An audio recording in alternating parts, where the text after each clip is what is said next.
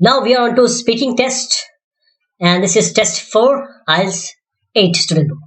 First part is always a pacifying part, means the examiner would ask you about yourself, your home, work, or studies, and your familiar topics like hobbies.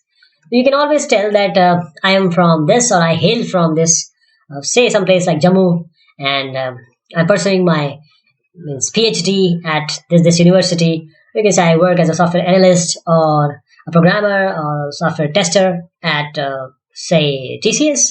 And then you can talk about your hobbies like I um, love watching television and movies, and also I'm a keen fan of cricket because I'm a cricket player too.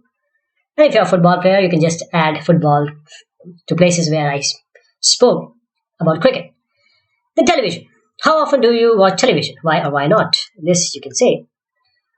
Well, frankly, I watch television every day. Every day, 9 to 10, I watch prime time television news network.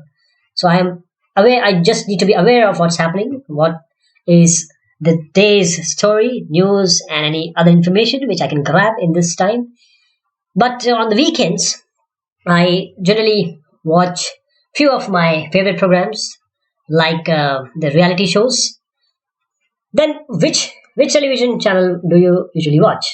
And this I have a different opinion. Is what I'm going to speak may not be of your choice. So let me answer it this way. Which television channel do you usually watch? Well, the fact of the matter is, I am fond of sports and news. So there are only few channels which I watch. One is ESPN, where I follow cricket. I even if the game is at night, I find time or make arrangements to watch cricket in the night time. And news, as I just indicated, 9 to 10, I generally watch whenever I get time. And then sometimes I usually go to some comedy channels like Sony. So these are the channels I generally watch. Then, do you enjoy the advertisements on television? Why not? Well, if you ask my honest opinion, I don't want advertisement in my shows, means the television which I watch. I don't want these advertisements because they are distractions. Whenever there is a cliffhanger things going on, advertisement will come, and that too in variety. The advertisement which I don't like or may not be linked to. But on the other hand, advertisements are very important because they present you the scenario, the products and information which are relevant to you, which may be or may not be directly or indirectly somewhere affect you. That is why advertisement should be present in the television telecast, but they should be limited to. They should not advertisement should not be flooded, come in floods. Then, do you think most programs on television are good? Do you think that most programs on television are good? Why not?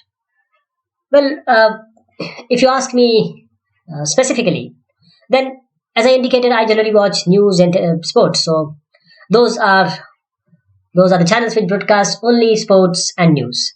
But few programs are, I would feel and I would like to point out, which are being telecasted on television. I find them not relevant, or I don't like them because they spread hatred, or they talk about some facts which are not true, like superstition. Some channels they generally spread superstition, or they try to speak or enlarge some news which are not of any relevance, but they can create problem in the society. That is why I don't like most program, but I like what I see on my channel of um, viewing. Then describe a friend of your family you remember from your childhood. You should say who the person was, how your family knew this person, how often this person visited your family, and explain why you remember this person. Describe a friend of your family. So you're not going to talk about your friend. This is a gentleman of your or a woman who is related to your family. So you have some time to write down the salient points, and then you can speak. Then how you can start is, when I was young in my childhood days, Mr. X, uh, executive engineer in railway, he used to visit us. Firstly, he came just as an inspector. He came to our house. My mother was in transferable job. So he came to deliver the keys and to allot the house to my mother. But meanwhile, he was also taking care of the maintenance. The thing happened like this, that whenever we approach him, he was very kind, he was very patient, and he is of the view that the work should be completed on time and without creating any difficulty for the people whom he is serving for. He is called Mr. X, and now we are family friends because we were young, and he used to take us to market, to various places. And one thing I remember still now, till date, that it was I was in high secondary and I had to go for an exam, and we did not got this ticket booked, and he made efforts which are so appreciable, and he himself took me to a different city, and I gave exam. I appeared from the exam, and then I came back with him. He was very good with me. He fed me. He took me to various places. And though I was child, I was asking for this and that. I was not aware of the social variety that I should have, or social manners which I must contain. But still, he was very kind. Then after that, also he was in touch with us, and because I got job here, till date I I every now and then I find time and visit him, pay him visit, and still I am very glad to from his advices, learn from him, and try to be of the personality which he possesses. So this is about 1 or 2 minutes, so continue speaking. The examiner will tell you when you have to stop. The discussion topic: friendship. What do you think makes someone a good friend to our whole family? In my opinion, a friend who is good friend to each and every member to our family, right from the eldest, or you can, to be specific, my grandfather, and to my dog. A good friend can only be a good friend, or we regard him as a good friend, when he is good to everyone. The friend or the person whom I just talked about, he was good to everyone. He was subtle in his talk, even if he has to, he know how to bend and touch feet of my grandfather, then how to talk with the women, where to go, where not to go, and then the timing he comes, the way he talks, the discussion he makes is what appeal us. And one more thing, he's always there for our help. Whenever we needed help, he was there, and he left his job. Means he maybe he might have taken holiday or leave, but he never let us know what he has done for us, and never expected anything in return. That is how I feel, or what I regard as a good friend to my family. Do you think we meet different kinds of friend at different stages of our life? In what way are these type of friend different? I totally agree with friends, or different kind of friends which we make in different stages of our life.